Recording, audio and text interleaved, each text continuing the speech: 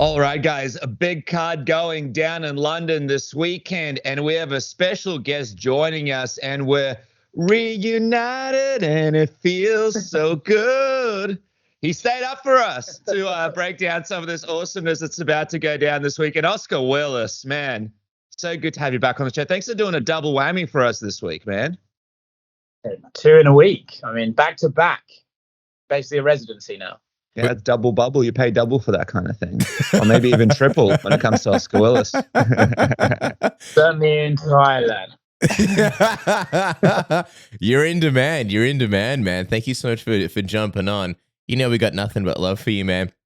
First off, vibe-wise, and I know it's only early in the week, but how different is the fight week in the lead-up sort of to a London event compared to a Vegas event? Because let's be honest, man, the Mac Life runs the whole show these days, and it's thanks to you. And you go to basically all events. You travel the world, globetrot nonstop. So, you know, from the outside, it just kind of, I wonder if you notice a difference when you go to these events, because from the outside, it just feels like, you know, the British fans have this appreciation almost for events that only comes from, you know, being starved from them for the last 1,000 years. Yeah, I get to travel a lot. I am the new pandemic. I'm everywhere. And I have to say, the London, this week, I kind of thought, well, did they come back too soon, right? Did they go to the well again too quickly? But after Media Day today, there's something about a London card that makes it feel big. You know, you get a larger proportion of media turning up. You get more sort of articles written about what's said at Media Day. For some reason, London just seems to be a location that people think, oh, London, big fight card, big energy. And I do feel that here on the ground, and I feel it just seeing the coverage from other websites as well. There's something, even though they were here just like a couple of months ago, it feels still feels big. Do you think the UFC are in a position where they've kind of struck gold? They're like, okay, we have all this great young talent from the region. You can fill out the O2 arena without having to worry about bringing in maybe some of the older, bigger guys that you got to pay more money to and try and figure out a way to get them on the card. And it feels good because all the fans really appreciate it. Do you think this is something that's going to happen more and more on? Because, I mean, the last card, it was just months away. You know, it wasn't even that far away that we did this last time. Yeah, it's interesting, right? Because, you know, there are other cities in the United Kingdom, and you would imagine that they would like to go to them. But if you're selling out the O2 Arena and you can charge more for tickets in London, why would you, until that demand seems to be decreasing, which it is not, like tickets get sold in seconds, why would you move? You know, they seem like they have like a ready-made thing here. So I expect they'll, like Canada was before, I think they'll try and make the UK like a really strong market that they'll return to again and again. And of course, the talent is related to that, right? They can't do that if they don't have like talent and homegrown fighters, but they do, and some of them are really good. So I think we could be seeing a few UFC Londons a year.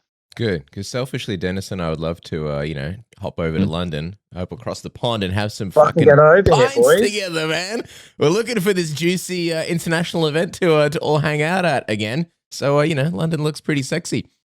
I mean, the Abu Dhabi card looks pretty good. Yeah, but it's hot there and the water's expensive from what we hear. So I don't know. Maybe. And it's around Halloween, and I don't know if they'd like the costumes that we'd wear. That's it. Dicks out for the boys, Tom Aspinall style. Speaking of Tom, though, Tom Aspinall can obviously take quite a bit of credit for the UFC coming back, just 4 months later after having no plans to return. Basically demanded it. Basically held Dana White at knife point, and Dana White made the smart decision and said, all right, Tom, don't kill me, please. But out of curiosity, what do you sort of make of this quiet and underappreciated rise through the ranks so far for Tom? Because people have always talked about the talent, but he's still a ways away from, being a bit of a star. And you even had the hilarious text with Tom where he declared Chael Sonnen his media rep ahead of his fight. And you guys, you did a great, chat with him yesterday. Tea with Tom. He said Chael Sonnen's coming just for him. So Chael Sonnen's kind of almost taken him under his wing as far as like how to promote himself. But do you think sort of Tom should do anything different, or do you think he should just be his genuine self and maybe take the GSP or Volkanovski route where you're going to be genuine, you're going to be real, you're not going to talk a bunch of shit, but you'll be more appreciated in the long run, so to speak? I think for me, you just have to be organic, right? You have to be true to yourself. I think Tom is probably the most laid back and chill guy I know, certainly in the UFC. He's super chill. So for him to put on an act, first of all, I don't think he'd enjoy doing that. I don't think he's that sort of guy that I'll do this to generate more press. And I think people you have the loud characters in MMA. There's quite a few of them, actually. You have like lots of loud characters and they're great fun. So when someone comes along who's a little bit different, not boring, just different, a little bit sort of unique, I actually think there's a level of appreciation for him. I think there's people actually kind of like this humble, well-mannered, salt of the earth kind of guy. So I don't think he should change. And I actually think that, to your point, over the long run, it'll almost make him stand out more in a way. Like Alex Volkanovski is a great example of someone who's really come into their own and really is getting a level of respect that few do in the sport. And I think Tom, if he continues to win and continues to just be approachable, for lack of a better word, I think he'll become a star in his own right and in his own kind. Is it just me, or do you feel like, have you seen Tom sort of coming into his own a little bit this week so far? Maybe not to the level of like Volkanovski, because obviously that was a long run thing, but like even just, I don't know, having the confidence to say like, don't ask me about other fights. I don't give a shit. It's like you can sit there at media day and say all the right things and all the polite answers, and it's like watching paint dry and you're boring. But it's when you say things that are on your mind and you're a little bit different. There. Beg your pardon? I said, try sitting there. It's boring to watch it.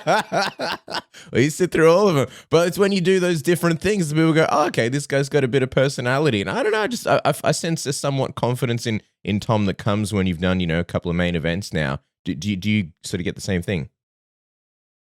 Yeah, I actually, regarding media day, I asked him, I said, you do reps in the gym to improve your body, right? But is there something to be said for doing reps of media day, doing reps of press conferences, doing reps of big fights, doing reps of main event? And he said, yeah. Great question. The more I do, the more I mean, Journalist of the Year nominated. But I think the more you do it, the more you get comfortable with it. And he agreed. And yeah, I think he is coming into his own. I think he's a young guy as well. Like, he's not even 30 yet. So he's still got like his personality to grow into, really. And I think he is. I think he's like becoming a really mature, like grounded adult. I think that you're sort of seeing that play out at media and stuff like that. I don't think he is in awe of where he is. I think he's starting to accept like, this is where I belong and this is where I should be. And what was going on with this dig at your shirt today what happened? Yeah. What was that? Was it? I don't know. What shirt was it? You always have great shirts on. It was a flowery number. I'll be honest. I was looking around for it, but I think I may have burnt it already.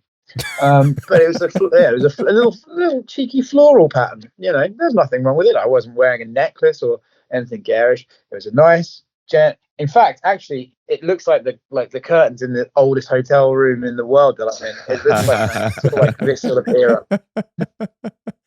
It was a nice shirt. It got unfair criticism. Yeah, not only unfair criticism, but he ranked you down the bottom of all the media that was there today, which, What are you going to do? But I mean, like... It's not. It must have been that Bikram yoga. I think Tom's been drinking ahead of the fight. Someone needs to tell him to settle down.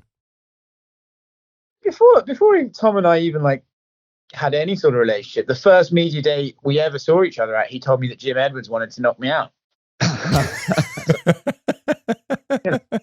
Clearly, I think there's something about my face that irritates Tom, or actually just my general energy levels. I think kind of miss his sometimes, but it's all good. I think taking digs at your wardrobe is almost the backbone of your relationship and friendship with Tom. I think that's just how it is. Hey, by the way, do we need to congratulate our old friend Jim Edwards on tying the knot? He couldn't make it today because he's on a honeymoon in Italy, so I suppose that's a decent enough excuse. But man, congratulations, Jim. Good stuff, dude. Looked like a wonderful wedding. We'll have to get him back on the next special if he lets us speak to him, because I always have to go through his managers these days to try and reach him.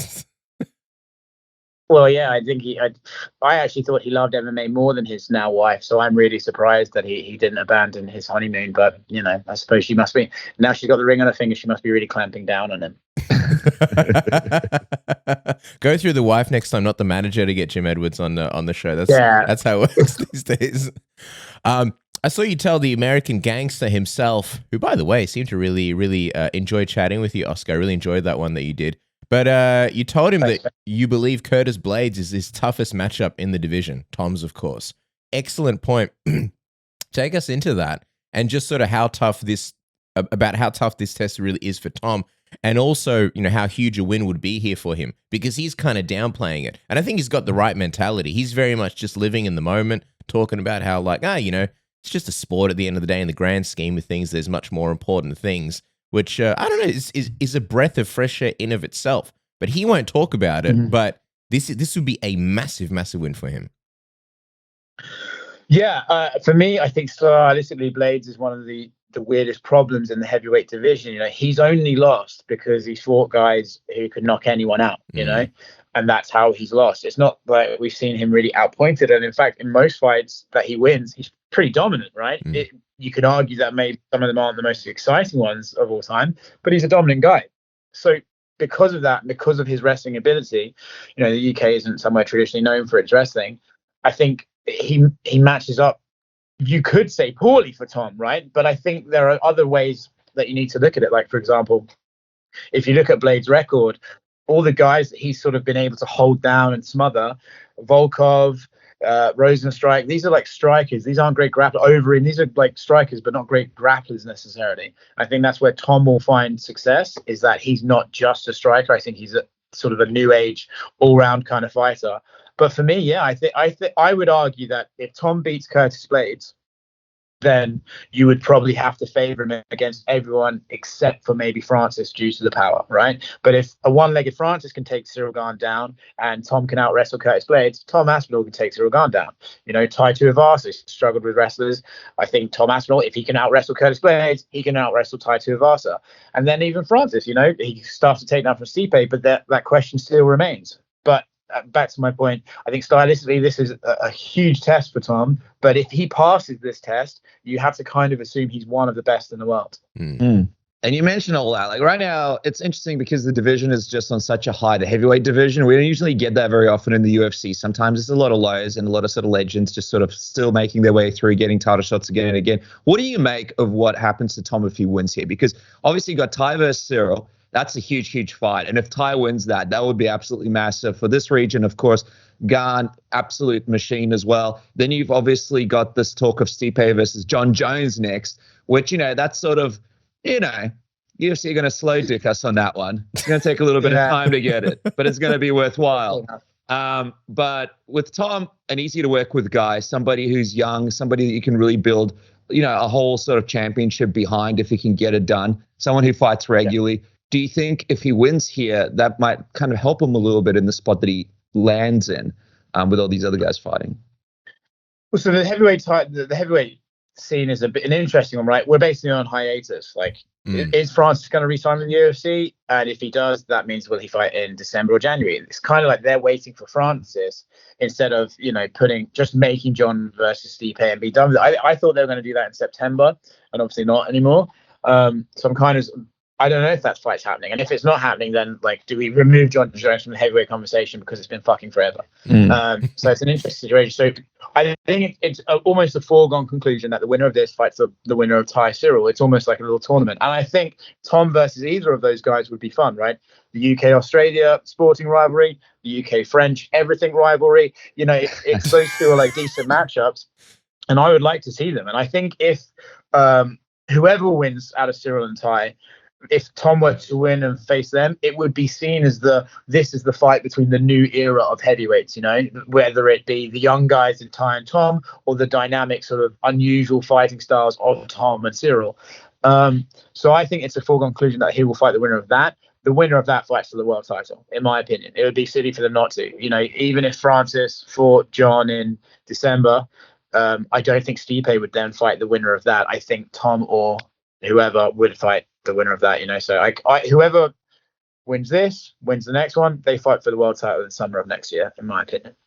So from what you're understanding, Oscar, with Francis, and it's just not a clear package for anyone, but just for people that haven't been following this whole situation, we're waiting to see what Francis does in terms of re-signing. Is that what you're hearing, or what is going on? Yeah, so Dana said that they had a meeting with him the other day, and we're sort of we're waiting to see what happens with his knee, and that sounds positive, right? But Francis was just on Twitter the other day telling Nate that he agrees with him, and he didn't get his contracted fights. So I don't know. Seems like there might be some blurred lines there. The last we heard from Francis, he wanted to go box Tyson Fury, right? And he can't do that if he's under contract with the UFC unless they sign a new one, which I can't imagine they would with that clause in, but you never know. So if he wants to go box Tyson Fury, he won't re-sign with the UFC, which means they're basically waiting to December to see if they can still negotiate something, and it won't happen. I'm it's curious. It's been half a year now, so we kind of forget. Dana White didn't put the belt around him and didn't go to a post-fight press conference when Francis won. So I can't imagine they're all best buds, but they have been meeting. And we'll see, I guess. Why wouldn't he go and box Tyson Fury and make like $10 million or something, at a minimum over 300 to $1 million for a UFC title defense, right? Because he'd probably get spanked. That might be a reason not to do it, But some of us like getting spanked, Oscar. That's true, especially back in Thailand. I think I don't know. I'm curious, man. He really wants to box. I think Francis has really wanted to box Tyson forever, and it would be quite a statement for him to say, "No, I'm going to choose this over the UFC." And I don't think they'd want someone to make that statement, right? That's kind of making yourselves look like a less favorable option if you do that. So I think by the end of the year, it's going to be really interesting what happens with those two. It's going to be one of the biggest stories of the year. I feel like he could just come back, right, to the UFC. They've taken other people back. Tito Ortiz has returned. I'm sure Francis Ngannou will have a spot in the company. Yeah, but then what happens if he goes and he boxes Tyson Fury, loses a boxing match to Tyson Fury, then comes back and tries to accept the same money they were offering before, and then they don't, and then suddenly you have these crazy negotiations again. And Francis is a guy who clearly values respect and clearly feels like he isn't respected as he wants to be. And I can imagine Francis being a principled guy. So it's a very weird situation. It's kind of unique, right? I don't really remember another time like this in the UFC except for maybe Randy Couture back in the day. But it seems a bit in the new era. This is a unique situation. He just boxes Paul Gallen at the Gold Coast. Makes 5 times. Mark Hunt's a boxer these days. Do that. Go to the Star Casino for the post-fight presser. It's interesting because around December, January, we'll be seeing whether that contract really does expire or not, and Francis is free, or whether he'll re-sign. And to your point, I don't think that they can really just offer Francis a bunch of money. I think to him, he's just like, no, why would I do that? He wants to fight Tyson Fury. And if you tell him no, then everything just basically falls off because you're telling him no, essentially. Yeah, I mean, listen, it's a bold strategy relying on Tyson Fury for your future. The guy's kind of goes back. That's a good point. That is a very good point. Yeah, I feel like Jake Paul's more of a sure thing than Tyson these days. No disrespect to Tyson. And I would watch Francis box Jake Paul. Let's do that. That's fine. It's not out of the realm of possibility, man. I mean, look, we're at a different age now. There's so many options. Hey, just speaking of Tyson Fury, I know that Darren Till sort of compared what he's been going through with not being able to fight to something that, Tyson has been through himself. And of course, they're talking about the difficulty of him not being able to make this card. It's a huge card, and it would have been a massive, massive fight for Darren if he could have beat Hermansson. I'm just curious, what do you think him not being able to be on this card and the situation that he's in now sort of means for Darren, who, hasn't been able to fight at 100% health. We know that, but it just seems to be quite a roller coaster ride for him recently, and not a good one. Yeah, it's a pretty sad tale, really. I feel like Darren, since he moved to middleweight, has not really been able to have a decent run to show what he can actually do. He had the fight with Rob Whittaker in which he injured his leg. And since then, it's been, unfortunately, he's just suffers from a lot of injuries. I think I feel bad for Darren because he's getting fucking slated right now, isn't he? You know, everyone just sort of wants to jump on it and make him act as if he's like a nothing or a nobody, when clearly the guy trains really hard, perhaps too hard. Maybe that's the issue. You know what I mean? Even Chris Curtis today was saying that he's seen him and he trains really hard and stuff. So I think if I was Darren, I would just sort of accept the fact that your body's not cooperating with you right now. And instead of trying to rush the process to get back in there and try and sort of reestablish where you are, take the time that it requires to get truly healthy. Take the time, take a bit of time away from the sport, you know, like don't listen to fans, don't see what's going on without you. Maybe just take some time, get healthy. And then when it's time to come back and rebuild, do it as healthy as you possibly can and actually give it the solid go that, you know, you deserve to give it. You know, if you keep, like the Derek Brunson fight, you could tell right away that he was not really in a fit situation to be in there. And he says, you know, I would have beat Derek if I was, and I actually believe him. I think he probably could beat Derek if he was a bit healthier. But I think he's doing himself a bit of a disservice by trying to get back in there soon. Just do what's needed to do. I know it might seem like, oh God, like a year of rehab or something like that. I don't know, but I'm sure that seems a bit overwhelming and a bit like he's sort of spinning his tires and wasting his time. But he is young enough to do that and get back and show what he can actually do. And I would like to see him do that. Yeah, and I know it wasn't the happiest and most jovial of interviews, but what he said to Nick and Adam of BT Sport was really good when he said, I need to get my head out of fighting for now. And that was kind of like the big tell that, like, yes, let your body heal, get that knee sorted, and come back when you're 100%. So 100% agree with you, Oscar. And you mentioned Chris Curtis. Like, Darren's loss is kind of Chris Curtis's win here because he's on this massive card. He gets to fight Jack Hermansson, and with Curtis riding, you know, a juicy 8-fight win streak, he's in a position to really make a statement in the middleweight rankings, right? Yeah, I'm actually, to be honest, I'm surprised they kept that as co-main. You know, I really thought that when the English guy dropped out, they would move Paddy into co-main, Molly up, and move that one down, because I would have imagined they wanted to repeat the first UFC London where it was like momentum, and build to this crescendo, right? But Chris Curtis is like a likable enough guy that I think he'll not only take the fight and potentially win and really build something, I think he could actually really, like you said, have the spotlight on him. I imagine he's going to come out to Sweet Caroline, right? That's going to get some laughs. I think the English people will like that. If Darren's in his corner, that will be massive. I think people will like him because of that. And I think people kind of respect the fact that he's not taking it too seriously. You know, he gets it. He gets that he's coming in here at short notice. And I think we were talking about Nate Diaz yesterday about how he can win even in a loss. I think even if Jack Hermansson wins, Chris Curtis can put on a sort of performance even outside the cage that will still get him a win in terms of a fan base. So yeah, what an opportunity for him. 100%, man. You mentioned Paddy before. What do you make of the matchmaking here with him and Jordan Leavitt? Jordan did like a pretty interesting media day interview. I don't know. There's something. Yeah. Like he's an interesting dude from the outside. He's a bit of a character. He's a bit wacky. But I don't know. He was like very no nonsense in his media day. I like his brutal assessment of Paddy, where he's just like unimpressed with anything, but he's still like kind of an endearing guy. What did you make of that? That was, I don't know. That kind of came a little bit out of nowhere, I feel. Yeah, I was surprised, to be honest, with sort of how deadpan he was. Yeah, you know, he really just said, "Oh, he's not that good. If this happens, he loses. If this happens, he loses. If this," and it was almost. I was actually quite impressed that he had thought this out in such a technical way. He did his homework, right? It wasn't like a guy who just goes there and is like, "I'm gonna smash him." Like he had a lot of reasons and seemingly receipts for why, and he kind of pulled the curtain back.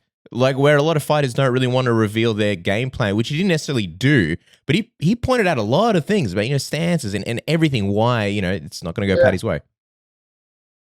Well, I also found interesting as well that he said, "Oh, you know, if you look at my losses compared to the guy, or if you look at the guys I fought versus he's a terrible." And then when Paddy came in, he said, "No, because if you look at this guy," and they both knew a lot about each other. I was reading, especially from Paddy.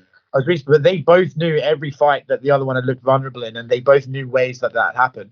But speaking on Leavitt, I think that it was when that fight was announced, I was kind of like, whatever, you know, we're still growing, Paddy. We're still seeing the levels of this guy. Now, compelling, super compelling. The media day really hyped that one up, and I think people, you know, there's a question of taste. about teabagging and twerking. And I mean the taste of the jokes, not the taste of the balls. But I think, like, you know, there's a question of that. But isn't it not entertaining? Is it not, you know, because they both come across as the sort of guy that absolutely will twerk or teabag if they win, you know? It absolutely seems like a feasible thing for me. So there's almost like a weird stakes after it, you know? Who's going to sexually assault the other? We just don't know. Tune in and find out. It's like, it's pretty compelling storyline. Oscar, I think you couldn't have done a better segue for us if we tried. Don't forget, if you're planning to do any kind of teabagging, make sure your balls are silky smooth like eggshells with Manscaped's Lawnmower 4.0. You knew it was coming, Oscar. You're like, yes, the moment. Get the Performance Package 4.0, where you get the lawnmower itself with its 7,000 RPM of pure power, the skin-safe technology with the ceramic blade. It's got an LED light. It's waterproof. I like to dust off the boys in the shower. It's got the wireless charging dock. So when you're done, you just throw it on there, move on with your life. And the Performance Package 4.0 comes with the Weed Whacker, ear and nose hair trimmers, also the Crop Preserver and the Crop Reviver ball toner. So the boys are nice and fresh, so that even if you do teabag somebody Modern Warfare 2 style, or maybe Halo style, you know, at least it's a delightful treat for them because the boys smell nice. Isn't that right, Dennis? Yeah, man. 20% off with a code word submission and free shipping now. Jump on that Manscaped wagon and change your life forever. And Oscar, I know you're over there in London right now, but you still want access to all your hardcore porn. And there's no shame in that, because we do too. We like to watch your porn when you're not around. So guys, make sure to go to NordVPN, go to nordvpn.com/submission. You guys can get a huge discount of up to 69% off. No pun intended, plus one additional month for free. Is completely risk-free with Nord's 30-day money-back guarantee. Protect yourself as you travel around the world. No geo-blocking means you can check out content from all sorts of different outlets. And, of course, you guys get that security, so no one's going to be stealing your credit card at the airport, so there's no need to worry. Make sure to jump on with Nord right now and click the link in the description below. And, Cass, I was going to say just quickly as well, what about our friends at MyBookie? You can double your first deposit with the code word submission. And right now you can make some crazy, crazy bets. You got Tom Aspinall, of course, versus Curtis Blaydes. Tom Aspinall, -135, Curtis Blaydes, +105. They have all the greatest bets, all the greatest odds. There is only one place to go for your betting needs, and that is at MyBookie, Cass. Yeah, 100%. Make that money, man. I like the matchmaking here with Paddy, where it's kind of a breath of fresh air. You know, we've seen it in the past. I almost feel like it was in the Joe Silver days where prospects would just get rushed straight to the top. I mean, you could make the argument it happened to Darren Till as well. Whereas here, they're just kind of slow rolling Paddy, giving him matchups that, you know, are not 100% wins, but they're kind of like, the stylistic matchup is quite favorable. But I'm curious, we saw him ballooning not that long ago. He's looking in pretty good shape now. Do you think there's any Wayne dramas this time around? No, I don't think so. I think he when I saw him today, he looked incredibly lean. He actually looked probably leaner than the last time I saw him fight. So I don't think so. But just on your point about, you know, sort of the evolution of his career, this fight, we don't know yet, right? Is this a step up in competition? But what it is a step up in is he's had 2 fights, 2 first-round impressive showings, 2 big crowd. Now he has a grudge match, right? It's a progression of sort of the drama of a career, the storyline of a career. Adrian has just had it with Tony Kelly, where, okay, you're a talent. Now there's something to, like, we have to watch this and see how this plays out. So I think this has actually come at the perfect time for Paddy to have a weird little grudge match just to really cement yourself in the mind of the fans. And we see, you know, sometimes the UFC will bring fighters slowly along, and other times they'll sort of push them into title opportunities like Alex Pereira. And then you see like Sean O'Malley is fighting Peter Yan now, and they're like, hey guys, the rug is well and truly pulled out from wherever you guys are sitting. Let's really see what's going on. So it's really hard to tell where the UFC is going these days. But from what you're understanding with Paddy, does he seem happy with where his contract is now? Does he seem happy with where the money situation is now? Because I know for a long period of time, they realized, hey, we make more money not fighting and being in the UFC than actually taking some of these fights. Yes. He was asked today at the media day, you know, about your contract, your last contract. Are you happy now? And he put a big cheesy grin and 2 thumbs up and went, always, don't worry about that. It's unbelievable. So, so he seems very content. With Paddy, you know, the guys at BT Sport made a really great point about how, you know, he's not the kind of guy who's maybe going to be sticking around for 15 years. He's more likely to have another 12 fights at most and have some spectacular moments throughout. If you had to sort of guess, I know it's like super early days, but what sort of career are you expecting from Paddy, and for how much longer? Because, just on the topic of money, I know fighters say it all the time, like, I'm going to get in, I'm going to get rich, I'm going to get out. And 99% of the time, that doesn't happen. They are still sticking around. Do you think Paddy can kind of, I don't know, break the mold? I feel like if anyone's going to do it, it's somebody who's, from maybe the younger generation who can finally learn from some of these mistakes of past. It's tough to know, right? Because I've never even had a one-on-one conversation with Paddy to sort of see where his head's at. But I was intrigued when he said, I don't need to fight. I make more money outside of fighting. So why would I fight? That suggests to me that he's not fighting for the love of fighting. He's fighting because he's good at it. He can make money doing it.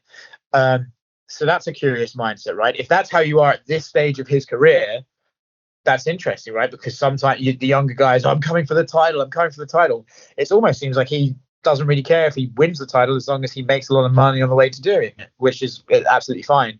So maybe he is the sort of guy that gets in, gets out. I will say that this sport is usually, when people leave, it's usually they're not doing very well, right? They're losing a bunch of fights in a row. And that seems to be when they can't walk away. They can't walk away as they've become like worse at their job. They want to prove that they still have it. So I think that's why some guys never walk away as quick as they say they will, because they sort of want to stick around and be like, no, I'm not past it. I'm still doing it. That's if they don't just love fighting. And like Karolina Kowalkiewicz, she just loves fighting. She knows that she's not the standard she used to be, but she loves it and she just wants to compete doing it. Who knows? I'm sure there's lots of other fighters like that as well. Cerrone probably did that for a few fights too. With Paddy, he's if anything, he's a unique character. But I like you say, Cass, those guys tend to stick around even if they say they won't. Well, it's good to see him set up a bunch of revenue streams, and sort of, it's the new age of fighting, isn't it, Oscar, where people are sort of using their opportunity UFC to then set up backups and different opportunities for them once they're done in the sport. So it's good to see sort of young fighters do that. But of course, Meatball Molly is well on the card, and that's always a little bit of fun when both of those guys are on the card too. So we'll see what happens with that. But as we wrap up, man, just quickly, for those watching, what is coming up on the Mac Live that people can't miss? You've been killing it with the pub talks, man. Been loving those. So always excited to see who the next guest in those are. But what is happening this week that they need to keep an eye open for? Well, so there's a couple of people in town. There's a press conference on Friday with some surprise names that I keep hearing changing, so I don't even know if I can say them. But I think that I would tune in for the press conference at 4:00 local time in London, and then I'm going to Dallas next weekend, and then couple of little sneaky trips to go interview some sneaky people that are planned, but I can't say much. Well, but stay tuned. You're just going to have to follow him on the socials at Oscar S. Willis to see who those cheeky, sneaky people. I think you're the GOAT of Media Day these days, Oscar. John Morgan might have tenure. He's got the residency, but I think you're the new age GOAT of Media Days. Always asking the best questions, always getting the cheeky reactions from fighters. So hats off to you, man. And keep doing the phenomenal job that you do at these Media Days, making them fun. I feel like Media Days were stale for a while, and now you're making them fun. So, we got nothing but love for you. Thank you so much for jumping on and shooting the shit with us. Always, buddy. And my job's easy when you can talk about teabagging. I mean, what's not to love?